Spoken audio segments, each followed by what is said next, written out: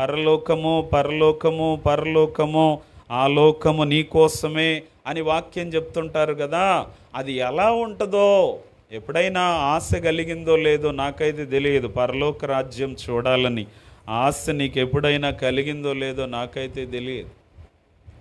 బోలేదు John అయ్య గారు పరలోక రాజ్యం చూడాలని ప్రభుని అడిగారట. ప్రభా, ఒక్క పర్యాయం పరలోకం ఎలా ఉంటుందో చూడాలని ఉందయ్యా నాకు. ఎంతోమందికి పరలోక రాజ్యం గురించి నేను ప్రకటిస్తున్నాను. పరలోక రాజ్యం ఎలా ఉంటుందో ఒకసారి చూడాలనిపిస్తుందయ్యా అని చెప్పి దేవుని అడిగితే, పరలోక రాజ్యపు మర్మము, ఆ దర్శన భాగ్యము ఆ దైవజనునికి దొరుకున్నట్లుగా దేవుడు చేశాడు. పరలోక రాజ్యమంతా సంచరిస్తున్నారంట దైవ సేవకుడు. సంచరిస్తూ ఉండగా ఆ దైవ సేవకునికి, ప్రభా, ఇక్కడ మా సంఘములో నుండి 2 సభ్యులు వారు ప్రభువునందు నిద్రించి వారు పైకి ఏతించి వచ్చారు కదా, వారిని చూడాలని నాకు ఆశగా ఉందని అడిగితే, జాన్, వారి సంగతి ఎందుకు లేవయ్యా నీకు? కాదు ప్రభువా, ఇక్కడ దాకా వచ్చాను కదా, వారిని కూడా చూడాలని ఉందయ్యా నాకు.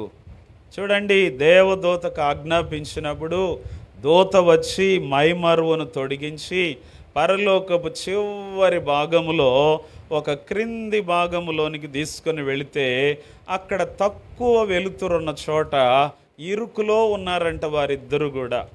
అయ్యో ప్రభువా, వీరి సంఘములో చాలా ముందు ఉండేవారు, ఏంటయ్యా అందరూ దగదగ మెరిసే వెలుగులో ఉంటే వీరిద్దరూ ఎక్కడో ఇరుకలో ఎక్కడో లోతులో కనబడుతూ ఉన్నారు, ఏంటి ప్రభువా అని అంటే, అందరినీ పురిగొల్పేవారు, అందరికీ మాటలు చెప్పేవారు వీరు, కానీ సమర్పణ కలిగిన జీవితాలు, త్యాగము కలిగిన జీవితాలు అయితే వారిలో లేవు.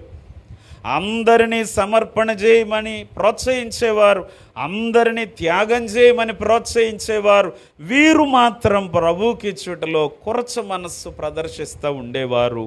అందుకని వారికి ఆ చోటు మాత్రమే సిద్ధపరచబడి ఉన్నది అని చెప్పినప్పుడు జాన్ అయ్య గారు చాలా ఆశ్చర్యపోయారట.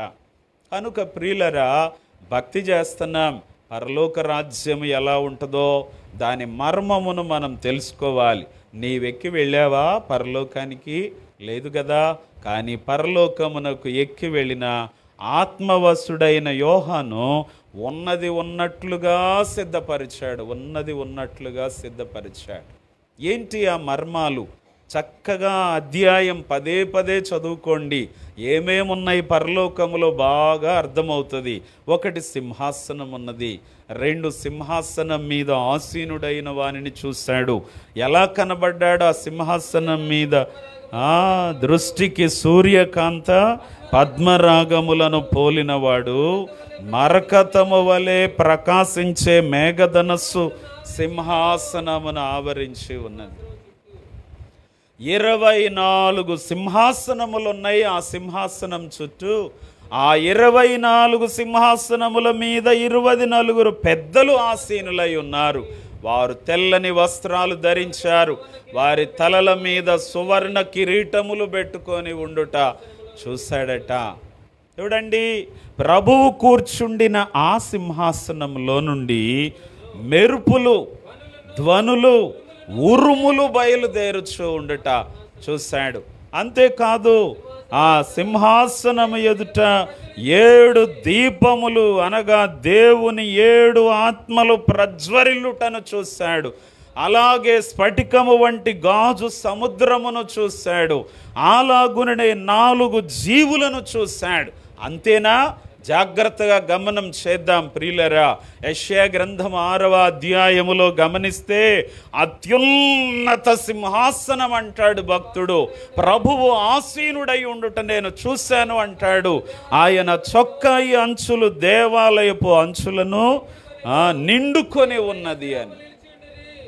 కనుక పరలోకములో సింహాసనం మీద ఆసీనుడై ఉన్న దేవుడు, అలాగే 24 పెద్దలు, 24 సింహాసనములు, కెరూబులు, సెరాపులు, 4 జీవులు, కోట్ల కొలది దూతలు పరిశుద్ధుడు పరిశుద్ధుడు పరిశుద్ధుడు పరిశుద్ధుడు అని గాన ప్రతిగానములు చేస్తూ ఉన్నారు. రాత్రింబగళ్ళు కూడా గాన ప్రతిగానములు చేస్తూ ఉన్నారు. ఎవరి కొరకు ఈ పరలోకము అంటే, వాక్యం అంటుంది మన గురించి, మన పౌరసత్వము పరలోకమందు ఉన్నది. మన పౌరసత్వము అంటే అర్థమేంటి? నేను పరలోక సంబంధిని అంటే అర్థమేంటి? నేను పరలోక సంబంధిని అంటే నేను ఈ భూలోక సంబంధిని కాదు. నీవు ఏ సంబంధివి? పరలోక సంబంధివి. పరలోక సంబంధివి గనుక పరలోకపు ప్రభువు యొక్క పోలిక ఉండాలి నీలో, ఆయన సారూప్యత ఉండాలి నీలో, ఆయన మనస్సు ఉండాలి నీలో. వాక్యం అంటది, క్రీస్తు యేసునకు కలిగిన ఈటి మనస్సు మీరును కలిగి ఉండండి. ఆ లోకము అంటే పరలోకములో నీవు నేను మనము సంచరించాలంటే ఎవరి మనస్సు కలిగి ఉండాలంట? మనము క్రీస్తు యేసునకు కలిగిన మనస్సు. ఏంటి క్రీస్తు యేసునకు కలిగిన మనస్సు అంటే? క్షమించే మనస్సు. ఏంటదండి? మాట్లాడాలి. ఏ మనస్సు? ఎవరిని? ముఖము మీద ఉమ్మి వేసిన వారిని సైతం, చెంపల మీద వెంట్రుకలు పెరికి వేసిన వారిని సైతం, వీపు మీద కొట్టిన వారిని సైతం, తండ్రి వీరేమి చేయుచున్నారో వీరెరుగరు గనుక వీరిని క్షమి.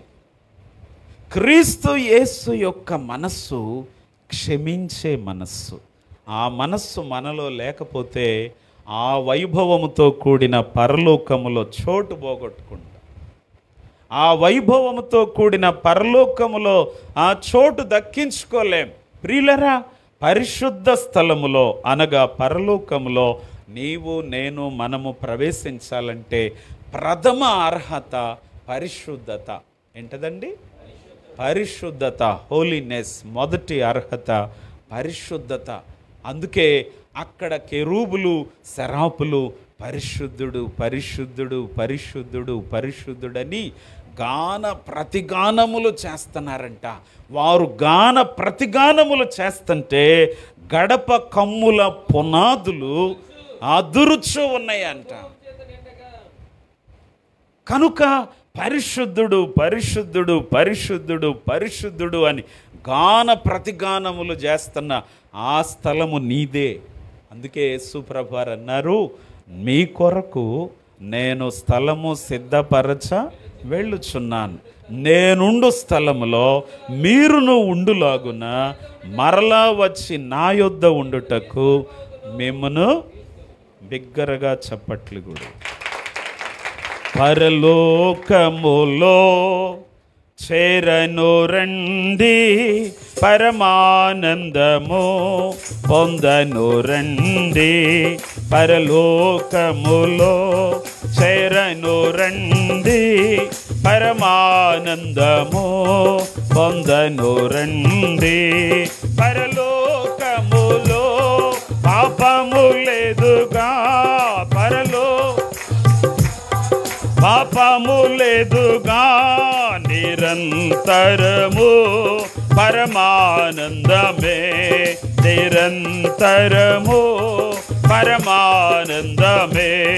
పరలోకములో అందరం పాడుదాం, ప్రతి ఒక్కరం. పరమానందము పొందను రండి, కరవులుండవు కష్టాలుండవు, ఇచ్చే బాధలు సముద్రముండదు. కరవులుండవు కష్టాలుండవు, ఇచ్చే బాధలు సముద్రముండదు.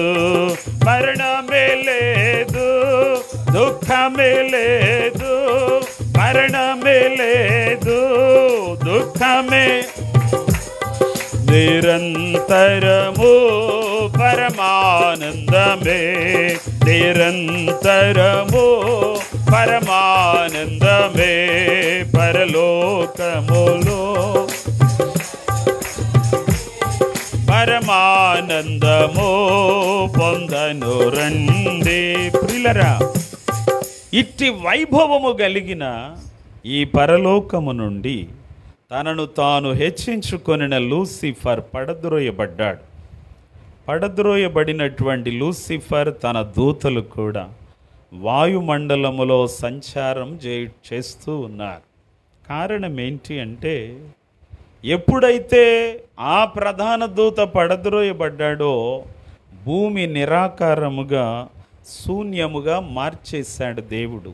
అంతకుముందు శ్రేష్టమైనదే, అంతకుముందు వైభవముతో కూడినదే, అంతకుముందు ఫలవంతమైనదే.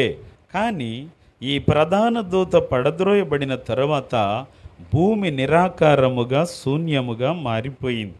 అప్పుడు జలములతో నిండిపోయింది. ఆ జలముల మీద దేవుని ఆత్మ అల్లాడుచూ ఉన్నది. అప్పుడు జలములలో నుండి భూమిని వేరు చేశారు. అది ఒక గోళముగా ఉన్నది. జాగ్రత్తగా గమనం చేద్దాం. పరిశుద్ధ గ్రంథములో మనం పరిశీలన చేసినట్లయితే వాక్యం సెలవిస్తూ ఉన్నది. ఆదికాండం 22వ అధ్యాయం 11వ వచనం. త్వరగా చదువుదాం. ఆదికాండం. యెహోవా దూత పరలోకము నుండి అబ్రహామా అబ్రహామా అని అతనిని పిలిచాడు. ఎక్కడి నుండి? ఆది కాండములోనే పరలోకము అనే మాట మనకు ప్రత్యక్షం అవుతా ఉంది. అనగా ఆదిలోనే దేవుడు పరలోక రాజ్యమును నీ కొరకు, నా కొరకు, మన కొరకు సిద్ధపరిచారు. నూతన నిబంధనలో మార్కు సువార్తలోనికి రండి. 16వ అధ్యాయము 19వ వచనంలో వ్రాయబడినటువంటి మాటను కూడా మనము చదివితే, వారితో మాట్లాడిన తరువాత పరలోకమునకు చేర్చుకొనబడి దేవుని కుడి పార్శ్వమున ఆసీనుడాయను. అంటే భూలోకములోనికి నరావతారిగా వచ్చిన యేసు ప్రభువారు తండ్రి అప్పగించిన పనిని ముగించి భూలోకము నుండి పరలోకమునకు ఆరోహణమై వెళ్ళి తండ్రి కుడి పార్శ్వమున ఆసీనుడై ఉన్నారు. ఎలా వెళ్ళారో మళ్ళీ అలాగే తిరిగి వస్తారు అన్నది క్రైస్తవ నిరీక్షణ. జాగ్రత్తగా గమనించండి. ఎలా వెళ్ళారో అలాగే తిరిగి వస్తారు అన్నది క్రైస్తవ నిరీక్షణ. కనుక ప్రియులరా, ఎవరికి పరలోక రాజ్యం? ప్రకటన గ్రంథము 3వ అధ్యాయం 12వ వచనంలో వ్రాయబడిన మాటను చదువుకుందాం. జయించు వానిని నా దేవుని ఆలయములో ఒక స్తంభముగా చేసేదను, అందులో నుండి వాడిక ఎన్నటికీ వెలుపలికి పోడు. మరియు నా దేవుని పేరును పరలోకములో నా తండ్రి యొద్ద నుండి దిగి వచ్చుచున్న నూతనమైన యెరూషలేము అను నా దేవుని పట్టణపు పేరును, ఆ క్రొత్త పేరును వాని మీద వ్రాసెదను. జాగ్రత్తగా గమనించండి. జయించిన వారు పరలోకములో, జయించిన వారు దేనిని జయిస్తే? లోకమును జయించాలి, పాపమును జయించాలి, అపవాదిని జయించాలి. లోకమును జయించుట అంటే లోకాశలు జయించుట. ఏంటి లోకాశలు? శరీరాశ, నేత్రాశ, జీవపు డంబము. ఇవి తండ్రి వలన పుట్టినవి కావు. కనుక లోక సంబంధమైనవి అవి మన మీద ఆధిపత్యం చేస్తాయి, అవి మన మీద ఏలుబడి చేస్తాయి. వాటికి లొంగిపోతే నీవు పరలోక రాజ్య వారసత్వం పోగొట్టుకుంటావు. అమ్మ వినాలి, కొంచెం వాక్యం మీద పెట్టాలి దృష్టి. పరలోక రాజ్యమును ఎప్పుడు పోగొట్టుకుంటావంటే లోకము నీలో జ్వరబడితే, లోకాశలు నీలో జ్వరబడితే. ఒక ఆమె గత రాత్రి ప్రార్థన చేయించుకోవడానికి వచ్చి ఒక కంప్లైంట్ చెప్తా ఉంది. ఏంటా కంప్లైంట్ అంటే, ప్రార్థన చేయండి అని చెప్పింది ఆమె బలహీనత కొరకు. ప్రార్థన చేశాను. ప్రార్థన చేసిన తర్వాత ఆమె అంటూ ఉన్నది, ఆ ప్రార్థన చేస్తూ ఉండగా ఈమె భర్తకు కూడా రక్షణ దయచే ప్రభువా అని ప్రార్థన చేస్తే, నేను ప్రార్థన ముగించిన తర్వాత ఆమె అంటున్నది, ఆయనకెందుకు వస్తుంది రక్షణ అయ్యా, ఆయనకు ఒక సమయము పాడు లేదు, సీరియల్స్ మధ్యరాత్రి దాకా వస్తే మధ్యరాత్రి దాకా కూడా పెద్ద సౌండ్ పెట్టి ఆ టీవీకి అప్పగించుకుంటాడు ముఖమంతా. ఆ టీవీలోనే నిమగ్నం అయిపోతాడు. ఇక కుటుంబం ఎటుపోతుంది ఆయనకు పట్టదు. ఇంకా ఆయనకి రక్షణ ఎక్కడొచ్చుద్దయ్యా అని అంటున్నది. ఆ అవిశ్వాసపు మాట నా దగ్గర మాట్లాడకు. మన విశ్వాసంతో ప్రార్థన చేస్తే భర్త ఎట్టివాడైనా ఒకరిని అగ్నిలో నుండి లాగినట్టుగా మనము ఆయన రాజ్యం వైపు లాగగలము. కనుక నిరీక్షణతో మొరపెట్టాలి, విశ్వాసముతో మొరపెట్టాలి, కనిపెట్టి మొరపెట్టాలి. మనం ప్రియులరా, ఎవరికి పరలోకము అంటే జయించిన వారికి. నువ్వు జయిస్తేనంట ఆయన నీ మీద ఒక పేరు రాస్తాడంట. ఏంటా పేరు? ఏమండి? పైనుండి దిగి వచ్చే నూతన యెరూషలేము అనబడేటువంటి నా దేవుని పట్టణపు పేరు, నా క్రొత్త పేరు వాని మీద దేని మీద రాసుకుంటాం మన పేరు? జాగ్రత్త గమనించండి. దేని మీద రాసుకుంటాం? నీ బుక్స్ అన్ని మీద రాసుకొని ఉంటావు. ఇది సింధు పుస్తకం అని చెప్పేసి కదా నీ పేరు. తప్పనిసరిగా నీ బుక్స్ అన్నిటి మీద రాసుకుంటావు. ఆ బుక్ ఇంకొకరి దగ్గర కనపడింది అనుకో, నువ్వు అంటావు నా పేరుంది, ఇది నాది అని. ఆయన క్రొత్త పేరు నీ మీద రాస్తే అర్థం ఏంటో తెలుసా? నీవు ఆయన దానవు, నీవు ఆయన వాడవు, నీవు ఆయన సొత్తు కదా. నీవు ఆయన సొత్తు కాబట్టి నీవేం చేస్తావు? స్వతంత్రంగా సంచరిస్తూ ఉంటావు ఆయన రాజ్యంలో. ఏంటి ఇటొచ్చావని అక్కడ ఎవరు మాట్లాడటానికి వీల్లేదు. ఎందుకని? కారణం ఏంటి? ఆయన క్రొత్త పేరు నీ మీద రాశాడు. ఆయన క్రొత్త పేరు రాశాడు. ఏం చేసినందుకో? జయించినందుకు. వేటిని జయించినందుకు? వేటిని జయించినందుకు? సెల్ ఫోన్కి బానిస అయిపోయావు అనుకో. ఈరోజు నిర్ణయించుకో, రోజుకి 10 గంటలు సెల్ ఫోన్తోనే గడుపుతున్నావా? రోజులో 1 గంటే ఉందాం దానితో. అన్ని గంటలు దానితో గడిపే సమయం కుదించి కొంత సమయం వాక్యానికి, కొంత సమయం ప్రార్థనకి మలుచుకుందాం అని నిశ్చయించుకొని చేయబడుద్ది. నీకు ఆయన రాజ్య వారసత్వం పదిలం చేయబడుద్ది. కళ్ళు మంటలు పడుతున్నా, తలంత మాడంత పోటు పడుతున్నా, వీపు నొప్పి వస్తున్నా, మెడ నొప్పి వస్తున్నా, వెళ్తావు డాక్టర్ దగ్గరికి. అయ్యా ఇదంతా పోటు పడుతుందయ్యా నాకు, ఇదంతా పోటు పడుతుందయ్యా నాకంటే ఎక్కువసేపు సెల్ ఫోన్ చూస్తావా అని అడుగుతున్నారు ఇప్పుడు వైద్యులు. ఎక్కువసేపు సెల్ ఫోన్ చూస్తావా అని అడుగుతున్నారు. అది కూడా ఎలా చూస్తావు? 2 దిండ్లు వేసుకొని బాగా తల ముందుకు ఇలా పైకి కనపడేటట్టు చూసి తలకాయ వంచుకొని ఇలా చూస్తున్నావు కాబట్టి ఈ మెడ నరములలో, ఇక్కడున్న వెన్నుపూసలలో తేడా వచ్చి నొప్పులు వచ్చేస్తున్నాయి. అయినా మానుతావా? మానవు కదా. ఆయన రాజ్యము శాశ్వత రాజ్యం. ఆయన రాజ్యపు తాలూకు పరిస్థితులు కనపడాలి నీలో. ఆయన రాజ్యపు తాలూకు పరిస్థితులు అంటే అక్కడ రాత్రింబగళ్ళు ఆయనను ఏం చేస్తున్నారని వాక్యం సెలవిస్తుందండి. రాత్రింబగళ్ళు ఆయన ఆలయములో ఆయనను ఏం చేస్తున్నారంట? రాత్రింబగళ్ళు సేవిస్తున్నారు. అది భూలోకంలో ఉండగానే మనం అలవాటు చేసుకోవాలి. అంటే సమయం దొరికినప్పుడల్లా ఏం చేయాలి? ప్రభువును స్తుతించుకుంటూ ఉండాలి. సమయం దొరికినప్పుడల్లా ఏం చేస్తుండాలి? ప్రభువును స్తుతించుకుంటూ ఉండాలి. సమయం దొరికినప్పుడల్లా వాక్యం చదువుతూ ఉండాలి. సమయం దొరికినప్పుడల్లా ప్రార్థన చేస్తూ ఉండాలి. ప్రభువును స్తుతిస్తూ ఉండాలి. అది ఇక్కడే అలవాటు చేసుకోవాలి. నువ్వు ఇక్కడే ఆ లక్షణమును చూపిస్తుంటే దేవునికి ఎంత సంతోషమో కదా. ప్రకటన గ్రంథం 19వ అధ్యాయములోనికి వద్దాం. 11వ వచనంలో వ్రాయబడిన మాటను కూడా చదువుకుందాం. మళ్ళీ చదువమ్మా.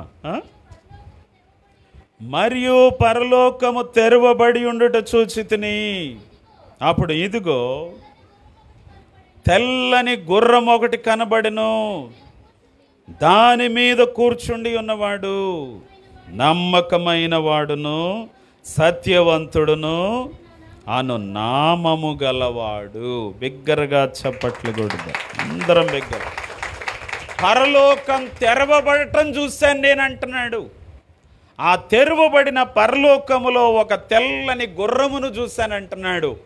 ఆ తెల్లని గుర్రము మీద ఆసీనుడైన వారిని చూశానంటున్నాడు. ఆ ఆసీనుడైన వాడు నమ్మకమైన వాడు. ఆయన బిడ్డవు నీవు కనుక నీలో కూడా నమ్మకత్వము కనబడాలి. ఏం కనబడాలి? నీలో కూడా నమ్మకత్వము కనబడాలి. నీవు చదువుకుంటున్న స్థలంలో, నీ ఇంటిలో, నీ మార్గములలో కదా, నీ ఉన్న చోట నమ్మకత్వము కనపడాలి, సత్యము కనపడాలి.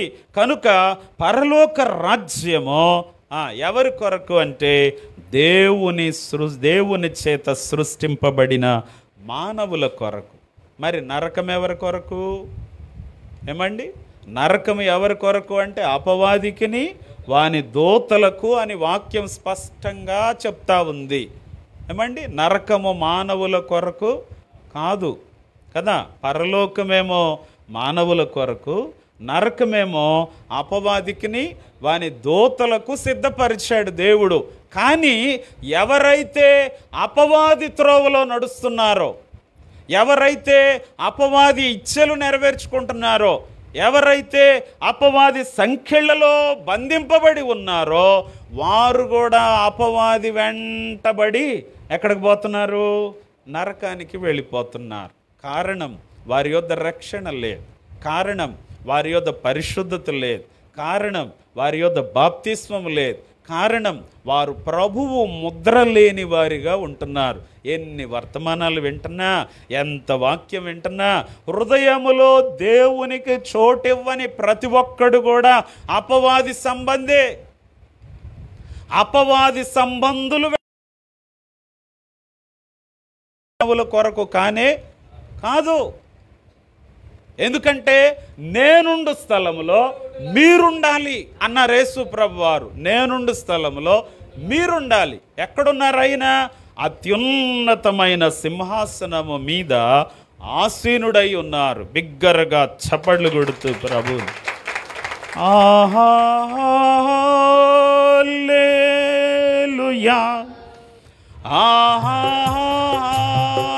హల్లెలూయా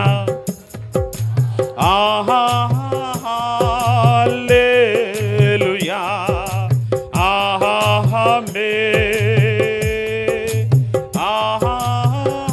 బిగ్గరగా అందరూ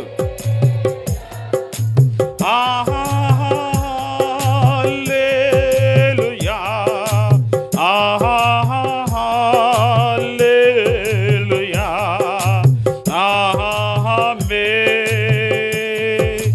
అక్కడ గాన ప్రతిగానాలు వినబడుతున్నాయి. ప్రభువును స్తుతించుట అలవాటు చేసుకో. నీవు ప్రభువు యొక్క రాజ్యములో ఉండాలి. మరొక మాట చదువుదాం. పరిశుద్ధ గ్రంథములో యెషయా గ్రంథము 14వ అధ్యాయము 15వ వచనంలో వ్రాయబడిన మాటను, నీవు పాతాళమునకు నరకములో ఒక మూలకు త్రోయవేయబడితివే. చూడండి, ఎవరు? పడద్రోయబడిన లూసిఫర్. పాతాళములో నరకములో ఒక మూలకు త్రోయబడిపోయావే అని వాక్యం సెలవిస్తూ ఉంది. ప్రకటన గ్రంథం 20వ అధ్యాయం 15వ వచనం చదువుదాం. 15వ, ఎవని పేరైనను జీవ గ్రంథమందు వ్రాయబడినట్లు కనబడని ఎడల వాడు అగ్నిగుండములో ఆడవి. ఎవరు పడవేయబడతాడు నరకములో అంటే జీవ గ్రంథములో పేరు లేనోడు. ఎప్పుడొస్తుందండి జీవ గ్రంథములో పేరంటే? నేను పాపిని అని నీవు గ్రహింపులోనికి వస్తే, నీవు పశ్చాత్తాపపడితే, ప్రభువు యొక్క పరిశుద్ధ రక్తము నీ మనస్సాక్షిని, నీ అంతరంగాన్ని, నిన్ను పరిపూర్ణముగా కడిగి శుద్ధి చేస్తుంది. ప్రభు యొక్క పవిత్రమైన పరిశుద్ధమైన గొర్రెపిల్ల వంటి క్రీస్తు రక్తము నిన్ను, నీ మనస్సాక్షిని, నీ అంతరంగమును నిన్ను పరిపూర్ణముగా శుద్ధి చేస్తుంది. ఎప్పుడైతే శుద్ధి చేయబడతావో నాకు క్రీస్తు కావాలి, నేను క్రీస్తు బిడ్డగా ఉండాలి అని బాప్తిస్మం పొందుతావు. ఎప్పుడైతే బాప్తిస్మం పొందుతావో ఆయన శరీరమును భుజించేదాకా వస్తావు. ఆయన శరీరమును ఎప్పుడైతే భుజిస్తావో, ఆయన రక్తము అనగా ఆయన నిజమైన పానీయమును ఎప్పుడైతే పానం చేస్తావో అప్పుడు ఆయన పోలికలోనికి వస్తావు, ఆయన సారూప్యతలోనికి వస్తావు. అప్పుడు నీ పేరు జీవగ్రంథమందు. ఎంతమంది బాప్తిస్ము కలిగి ఉన్నారు? చేయెత్తండి. మీలో బాప్తిస్ము కలిగిన వారు చేయెత్తండి. దేవుని నామానికే మహిమ కలుగునుగాక. అంటే వీలైనంత ఎక్కువ మంది బాప్తిస్ము కలిగి ఉన్నారు. ఒక యవనస్తురాలివిగా నీవు తల్లి గర్భములో పడకముందే దేవుని భయం తెలిసిన తల్లి గర్భము ద్వారా వచ్చావు. నువ్వు బయటికి దేవుని భయం తెలిసిన తల్లి ద్వారా వచ్చావు. నీవు ఒక తెలియక ముందు నుండే పాలు త్రాగే పసి వయస్సు నుండే వస్తున్నావు మందిరానికి. నీవు మందిరానికి రావడం ప్రారంభించి ఇప్పటికి దాదాపుగా 20 సంవత్సరాలు అయిపోయి, 15 సంవత్సరాలు అయిపోయింది. నీవెందుకని క్రీస్తును రక్షకునిగా అంగీకరించడానికి ఇష్టపడలేకపోతున్నావు? ఎందుకని బాప్తిస్మంలోనికి రాలేకపోతున్నావు? ఒక క్రైస్తవ కుమార్తెగా ఉండి, ఒక క్రైస్తవ కుమారునిగా ఉండి ఇప్పటికీ ఎట్ ప్రజెంట్ కూడా నీవు బాప్తిస్మం లేకుండా ఉండాలని ఎందుకు అనిపిస్తుంది నీకు? జాగ్రత్తగా గమనం చేసుకో. అంటే బాప్తిస్మము లేకుండా ఉన్నంత కాలం, అనగా ప్రభు శరీరమును భుజించేదాకా నీవు రాకుండా ఉన్నంత కాలం, ఆయన రక్తమును పానం చేసేదాకా నీవు రాకుండా ఉన్నంత కాలము నీ పేరు జీవగ్రంథములో రాయబడి. అప్పుడు జీవగ్రంథములో పేరు లేని వారు ఎక్కడ పడద్రోయబడతారని చదివామండి. వారు నరకములో పడవేయబడతారు. ఉన్నదా బాప్తిస్మం? ఇంకెంతకాలం తడవు చేస్తావు క్రీస్తుని అంగీకరించడానికి? క్రీస్తు బిడ్డగా మారకుండా ఉండుటకు, క్రీస్తు బిడ్డగా మారకుండా ఇంకెంతకాలం? అలాగా దేవుని వాక్యం పరిశుద్ధ గ్రంథములో మార్కు సువార్త 9వ అధ్యాయం 48వ వచనం చదువుదాం. మార్కు సువార్త 9వ అధ్యాయం 40. వారి పురుగు చావదు నరకమున, వారి పురుగు చావదు అగ్ని ఆరదు. ఏంటంటే నరకములో ఏమున్నదండి? నరకములో అక్కడ పురుగు చావదు, అగ్ని కూడా ఆరదు. అంటే నిత్య అగ్నిగుండము. ఇది ఎవరి కొరకు? ఇది క్రూర మృగము కొరకు, అబద్ధ ప్రవక్త కొరకు. వారే మొదట ఈ నరకములో పడవేయబడేది. నరకము ప్రస్తుతం ఖాళీగానే ఉంది. జాగ్రత్తగా గమనం చేయండి. అక్కడ మొదట ఎవరు వెళ్ళాలి అని అంటే క్రూర మృగమును, అబద్ధ ప్రవక్తయు మొదట వెళ్ళాలి ఆ నరకములోనికి. తరువాత చూద్దాం 19వ అధ్యాయం ప్రకటన గ్రంథం 20వ వచనంలో వ్రాయబడిన మాటను మనం చదువుదాం. ప్రకటనగా కడమవారు గుర్రము మీద కూర్చుండిన వాని నోట నుండి వచ్చిన ఖడ్గము చేత వధింపబడిరి. వారి మాంసము పక్షులు కడుపారా తినెను. జాగ్రత్తగా మరొక మాట కూడా 20వ అధ్యాయం 3వ వచనం చదువుదాం. ప్రకటన గ్రంథం 1000 సంవత్సరములు గడుచు వరకు జనములను మోసపరచుకుండునట్లు అగాధమును మూసి దానికి ముద్ర వేసెను. అటు పిమ్మటవాడు కొంచెము కాలము విడిచిపెట్టబడును. కాబట్టి ప్రియులరా, అపవాదికి వాని దూతల కొరకు నరకం, అలాగే క్రూర మృగమునకు అబద్ధ ప్రవక్తకు నరకం. అక్కడ పురుగు చావదు, అగ్ని ఆరదు. వంట చేస్తూ ఉన్నావు, నూనెలో ఏవో వేస్తూ ఉన్నావు. కాగుచూ ఉన్న నూనె ఒక చుక్క చేతి మీద పడితేనే ఎంత విలవిలలాడిపోయి దూరంగా జరుగుతావో ఆ నూనెకు కదా. పొయ్యి రాజబెట్టుచూ ఉన్నప్పుడు ఏదైనా కొంచెము వేలో కాలో కొంచెము అగ్ని తాకిడికి గురైతే ఎంత విలవిలలాడిపోతావో, ఒక్క క్షణం తగిలిన అగ్నికే అంత విలవిలలాడిపోతున్నావే. అసలు పూర్తిగా నిత్య అగ్నిలో పడవేయబడితే అప్పుడు నీవేం చేస్తావు? జాగ్రత్తగా గమనం చేసుకో. అక్కడ పురుగు చావదు, అగ్ని ఆరదు. మరొక మాట కూడా చదువుదాం. మత్తయి సువార్త 25వ అధ్యాయం 41వ వచనంలో వ్రాయబడినటువంటి మాటను కూడా చదువుకుందాం. అప్పుడు ఆయన ఎడమ వైపున ఉన్న వారిని చూచి, శపింపబడిన వారలారా, నన్ను విడిచి అపవాదికిని వాని దూతలకును సిద్ధపరచబడిన నిత్య అగ్నిలోనికి వెళ్ళండి. తరుణమిదే, తరుణమిదే, పాపికి తరుణమిదే, పరలోకము చేరుటకు ఆ నరకము, పరలోకము, అందరం పాడదాం.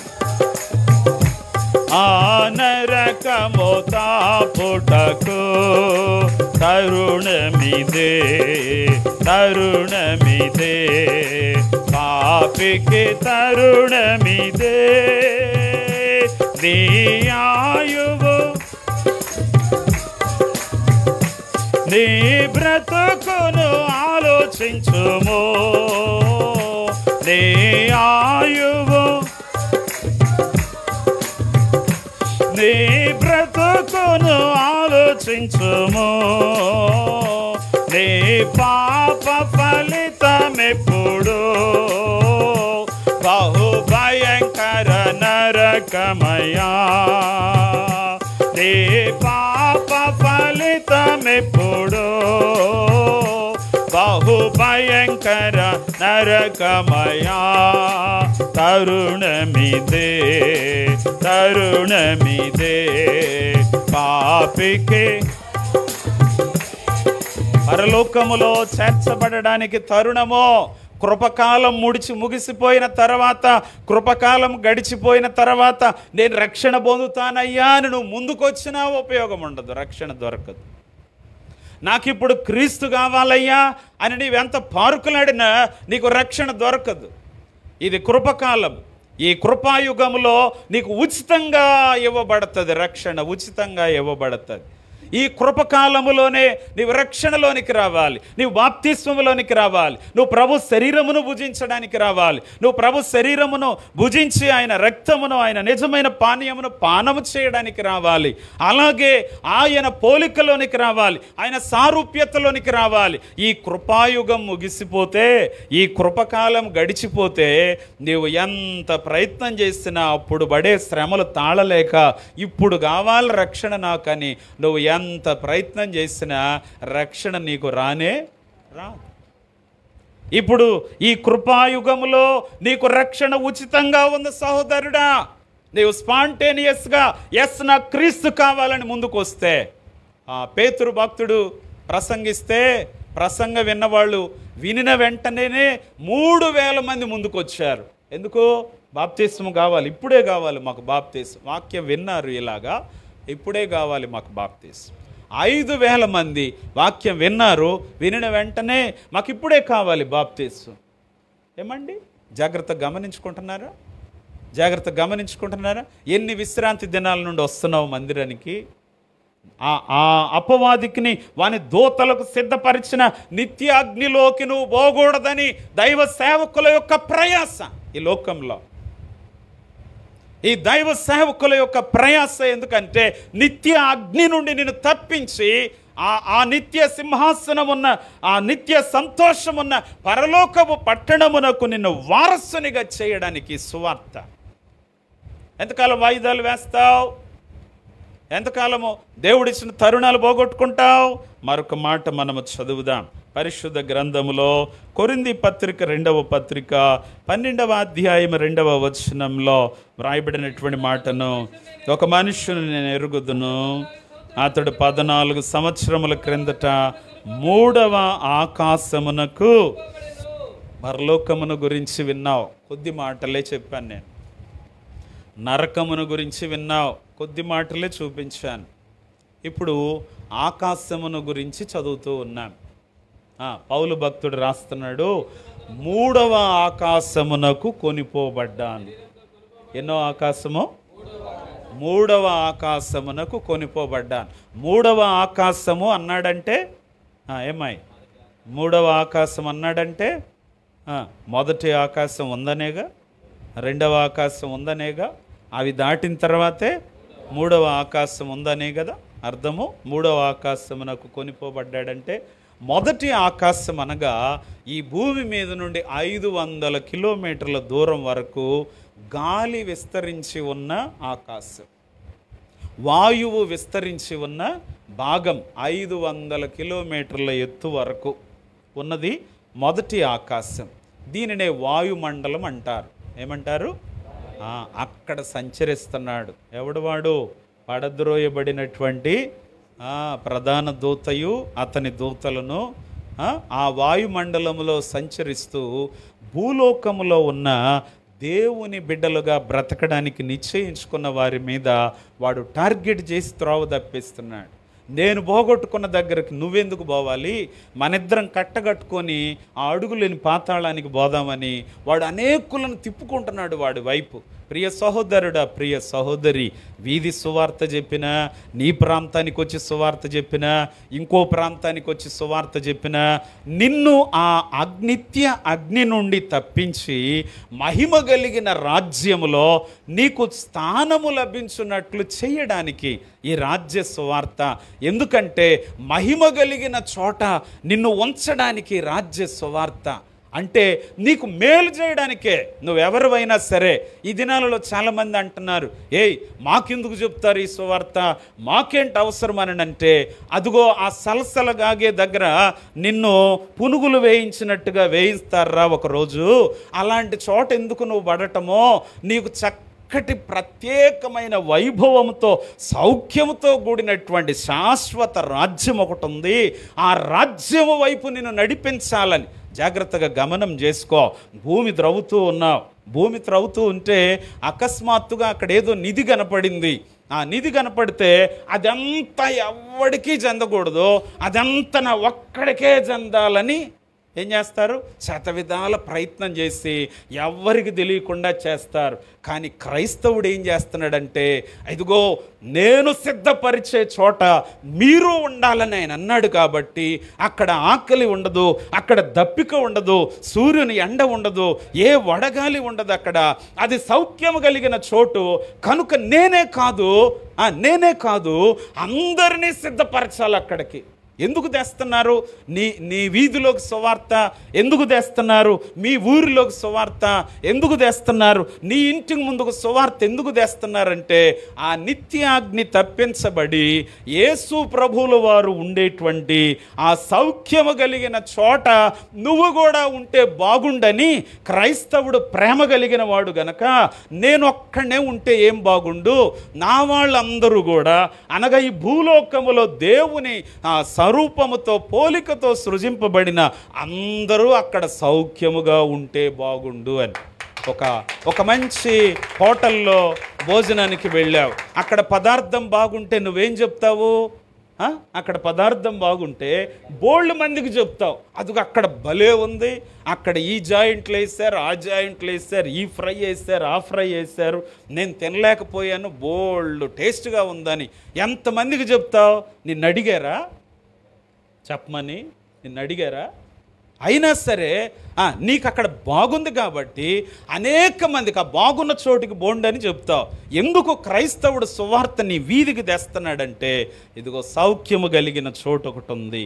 ఈ భూలోకములో మహా ఉంటే 70 ఏండ్లు ఉంటావు, అధిక బలం ఉంటే 80 ఏండ్లు ఉంటావు, అంతకంటే ఎక్కువ ఉంటే ఇక ఆయాసమే దుఃఖమే. సదాకాలము యుగయుగములు నీవు ఉండే చోటు ఒకటి ఉంది, అదే ప్రభు సిద్ధపరిచే చోటు.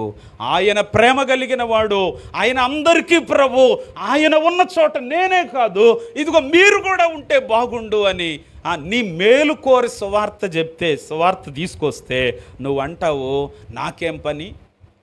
ఆ 7 ఏండ్లు శ్రమలు పడతా ఉన్నప్పుడు చస్తే బాగుండి, శ్రమ నాకెందుకని నువ్వు చావు కోసం పరుగులెత్తుతున్నా మరణమును వెతుకుదురు కానీ అది వారికి దొరకదు. చావవలనని ఆశపడుదురు కానీ మరణము వారి యొద్ద నుండి కదా నువ్వెక్కడికి పారిపోయి ఈ బాధ అంతా ఎందుకురా బాబు, చస్తే పోలా అని నువ్వు చావు దగ్గరకు పోతే చావు అంట నీ నుండి ఆమెడ దూరం జరిగిపోద్దంట.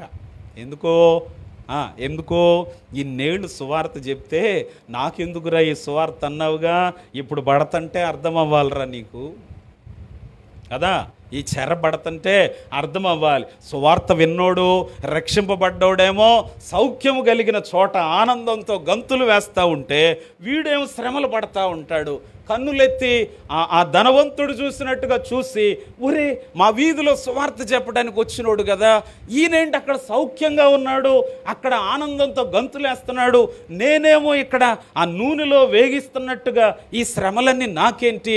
అప్పుడే ఆయన చెప్పగానే నేను కూడా ఒక చెవ్వేసి వింటే బాగుండేదేమో అని అనుకున్న ఉపయోగమేమీ లేదు. ప్రియుడా, మనందరి కొరకు ఆయన సౌఖ్యము కలిగిన చోటు సిద్ధపరిచాడు.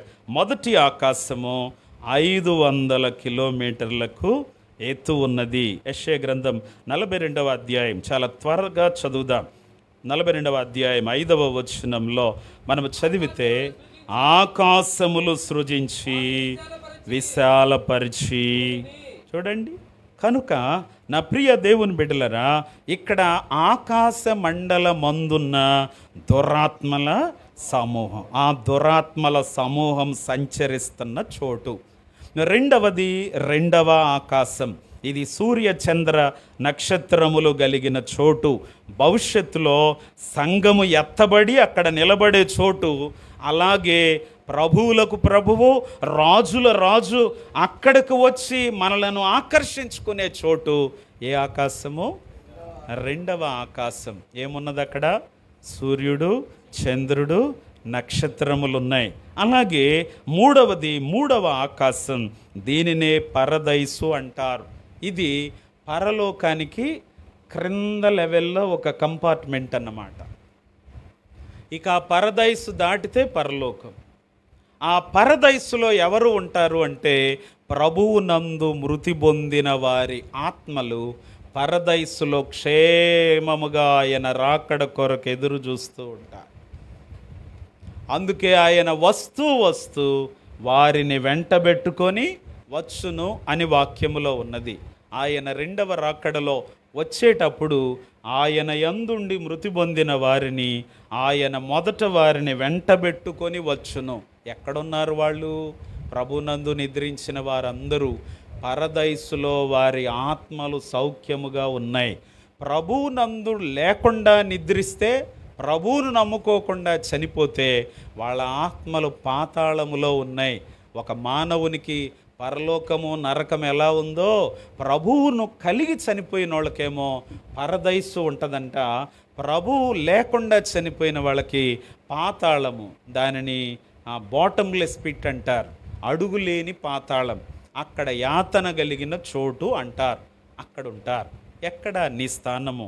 దేవుని వాక్యములో మనము గమనం చేసినట్లయితే ప్రకటన గ్రంథములో 14వ అధ్యాయం 13వ వచనం, ప్రభువునందుండి మృతి పొందినటువంటి మృతులు ధన్యులని వ్రాయమని పరలోకము నుండి ఒక స్వరము చెప్పగా వింటిని. కనుక ఇప్పుడు 3వ ఆకాశమును ఏమని చెప్పొచ్చండి?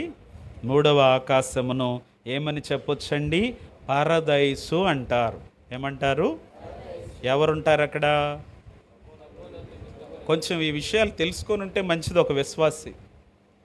అసలు ఏది ఎక్కడుందో, దేని మర్మం ఏంటో తెలుసుకోకుండా ఉంటే కదా ఎక్కడికి నడిపించాలి నిన్ను?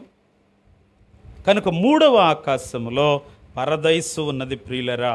పాతాళము, ఇప్పుడు మనం పరలోకము గురించి తెలుసుకున్నాం, నరకము గురించి తెలుసుకున్నాం, ఆకాశములో 3 ఆకాశముల గురించి క్లుప్తమైన మాటలు విన్నాం. ఇంకొకటి తెలుసుకోవాలి మనం, ఏంటది అంటే పాతాళం. ఏంటది అది? పరదైసు తెలిసిందంటే పాతాళం కూడా మనకి తెలియాలి. ఎవరి కోసం పాతాళము? రక్షణ లేకుండా చనిపోయిన వారి ఆత్మలు ఉండే స్థలం. అక్కడ ఏమన్నా నెమ్మది ఉంటుందా? చూడండి, సమూయేలు మొదటి గ్రంథంలో 2వ అధ్యాయం 6వ వచనంలో మనం చదివినట్లయితే వాక్యం సెలవిస్తూ ఉన్నమా, జనులను సజీవులను గాను మృతులుగాను చేయువాడు యెహోవాయే. పాతాళమునకు పంపుచు అందులో నుండి రప్పించుచుండువాడు కూడా. ఆమెన్. బిగ్గరగా చప్పట్లు కొడదాం, బిగ్గరగా చప్పట్లు కొడదాం. సజీవులుగా చేయగలిగింది ఆయనే, పాతాళములోనికి పంపించగలిగింది ఆయనే, తీర్పు కోసం పాతాళము నుండి వాళ్ళని బయటకు తెచ్చేది కూడా ఆయనే. గుర్తుపెట్టుకోండి ఆ మాట. కాబట్టి రక్షణ లేని వారి ఆత్మలు ఉండే స్థలము పాతాళము. ఇది ఒకటి చీకటి గొయ్యి అంటారు. ఇక్కడ ఏడ్పును పండ్లు కొరుకుటయు ఉండును. మరి పరదైసులో సౌఖ్యం ఉండును, సుఖముండును, విశ్రాంతి ఉండును పరదైసులో. మరి పాతాళములో మాత్రము ఏడుపును పండ్లు కొరుకుటయు ఉండును. ప్రకటన గ్రంథం 20వ అధ్యాయం 13వ వచనం త్వరగా చదువుదాం. ప్రకటన గ్రంథం. సముద్రము తనలో ఉన్న మృతులను అప్పగించెను, మరణమును పాతాళలోకమును వాటి వశమున ఉన్న మృతులను. ఎవరికి? ధవళ సింహాసనం మీద ఆసీనుడైన వానికి పాతాళము, మృతుల లోకము, తనలో ఉన్న మృతులను అప్పగించెను.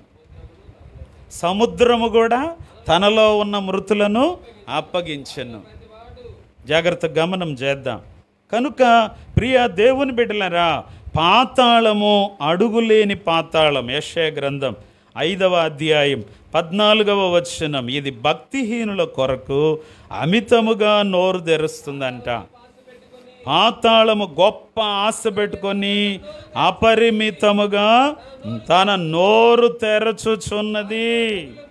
వారిలో గనులను, సామాన్యులను, ఘోష చేయువారును. చూడండి. తరువాత చెర అనగా చెరస్థలము. ఇది ఎక్కడ ఉంటుంది? ఎఫెసీ పత్రిక 4వ అధ్యాయం 8వ వచనంలో వ్రాయబడిన మాటను చదువుకుందాం. ఎఫెసీ పత్రిక. ఆయన ఆరోహణమైనప్పుడు చెరను చెరగా పట్టుకొని పోయి. జాగ్రత్త గమనించండి. పరలోకమునకు క్రింద కంపార్ట్మెంట్లో ఏముందని చదివాము? పరదైసు ఉంది. అక్కడ ఎవరుంటారు? ప్రభునందుండి మృతి నొందిన వారి ఆత్మలు సుఖంగా ఉంటాయి, విశ్రాంతి కలిగి ఉంటాయి. పాతాళమునకు పైన ఒక కంపార్ట్మెంట్ ఉంటుందంట. అదే చెరగలిగిన స్థలము. అక్కడ ఎవరెవరు ఉన్నారంటే ఆదాము మొదలుకొని బాప్తిస్మమిచ్చు యోహాను వరకు వారి ఆత్మలు అక్కడ ఉన్నాయంట. పాత నిబంధన పరిశుద్ధులందరూ ఆ చెరలో ఉన్నారు. అందుకని యేసు ప్రభువారు ఆరోహణమై వెళ్ళేటప్పుడంట చెరను చెరగా పట్టుకొని పోయాను. అనగా చెరలో ఉన్న పాత నిబంధన భక్తుల దగ్గరకు వెళ్ళి రక్షణ సువార్త చెప్పి ఆ చెరలో ఉన్న పాత నిబంధన భక్తులందరినీ తీసుకొని వెళ్ళారు. ఎక్కడికి అంటే పరదైసుకు తీసుకొని వెళ్ళారు. హల్లెలూయా. బిగ్గరగా చప్పట్లు కొడుతూ ప్రభునామాన్ని మహిమ పరుద్దాం. 68వ కీర్తన 14వ వచనము కూడా త్వరగా చదువుదాం. 68వ కీర్తన 14వ వచనంలో కూడా వ్రాయబడిన చెదరగొట్టినప్పుడు హిమము కురిసినట్లయను. పాషాను పర్వతము దేవ పర్వతము, శిఖరములు కలిగిన పర్వతము. శిఖరములు గల పర్వతములారా, దేవుని నివాసముగా కోరుచున్న కొండను చూడండి. దేవుని నివాస స్థలము. మరొక మాట చదివి ముగింపులోనికి వచ్చేద్దాం. పేతురు 2వ పత్రిక 2వ అధ్యాయం 4వ వచనం. త్వరగా. దేవదూతలు పాపము చేసినప్పుడు దేవుడు వారిని విడిచిపెట్టక పాతాళ లోకమందలి కటిక చీకటి గల బిలములలోనికి. ఎక్కడుంది ఇది? కటిక చీకటి గల బిలములు పాతాళ లోకములో. ఇది ఒక కంపార్ట్మెంట్ అన్నమాట. పాతాళ లోకంలో ఇది ఒక కంపార్ట్మెంట్. ఏంటది? ఇది కటిక చీకటి గల బిలములు. ఎవరున్నారు ఇక్కడ? పాపము చేసిన దేవదూతలు. ఇంకొక మాట అగాధము. ప్రకటన గ్రంథం 20వ అధ్యాయము 1-2 వచనాలు. పెద్ద సంఖ్యలు చేతబట్టుకొని అగాధము యొక్క తాళపు చెవులు కలిగిన, చూడండి, అగాధము పాతాళమునకు సంబంధించిన మరొక అర. ఇది ఎందుకు అంటే సాతానును 1000 సంవత్సరాలు బంధించి తాళం వేయటానికి. అగాధమైన కటిక చీకటి బెళములైన ఎక్కడివి అని అంటే పాతాళములో ఉన్న కంపార్ట్మెంట్స్ అన్నమాట ఇవి. కనుక ప్రియులరా, మరి మనము దేని కొరకు సిద్ధపరచబడాలి? వీటన్నిటిలో మనము దేని కొరకు సిద్ధపడాలి అంటే మనము పరలోక రాజ్యము కొరకు ప్రార్థన చేసుకుందాం. ఒకవేళ ఇంకా ప్రభువును అంగీకరించని బిడ్డగా ఉంటే, ఇంకా ప్రభువు మీద ఆనుకొనని బిడ్డగా ఉంటే, ఇంకా రక్షణ లేకుండా ఉంటే, ఇంకా బాప్తిస్వం లేకుండా ఉంటే, ఇప్పుడే క్రీస్తును నీ సొంత రక్షకునిగా అంగీకరించడానికి నిన్ను నీవు సిద్ధపరచుకో. దేవుని వాక్యము నీతో మాట్లాడుతూ ఉన్నది. కృపగల తండ్రి, మీకే స్తోత్రాలు. ఈ ఉదయకాల సమయంలో విత్తబడిన ఈ మాటలకు మీ ముద్ర వేసి మీ పరిశుద్ధాత్మ శక్తితో నూరంతలు మమ్మలను నింపండని యేసుక్రీస్తు ప్రశస్త నామములో వేడుకొని ప్రార్థన చేసి బ్రతిమలాడి అడుగుచున్నాను తండ్రి, ఆమేన్. ఆశీర్వాదంబుల్ అందరూ నిలబడ.